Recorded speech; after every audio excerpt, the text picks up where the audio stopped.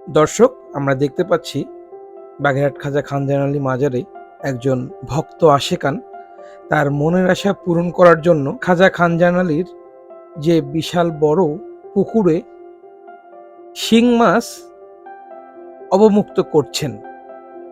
তো এটা দেখে আসলে খুবই ভালো লাগলো, তাই ভাবলাম যে ভিডিওটা আপনাদের সাথে একটু শেয়ার করি। আপনারা দেখেন যে মাজারের ভক্ত আশেকান যারা আছে, মাজারের মুরিদ যারা আছে, তারাই মাজারকে কত বেশি ভালোবাসে যে তার পুকুরে কিছু মানত করে তারা এভাবে মাছ ছাড়ছে।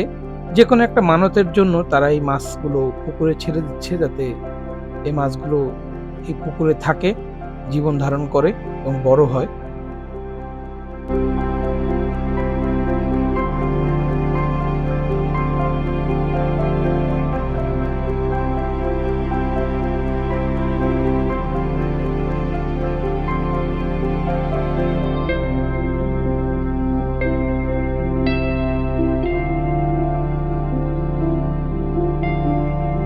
আপনিও যদি বাগেরহাট মাজারের একজন প্রকৃত ভক্ত হয়ে থাকেন, তাহলে আপনিও আসতে পারেন খাজা খানজাহান আলীর মাজার প্রাঙ্গণে।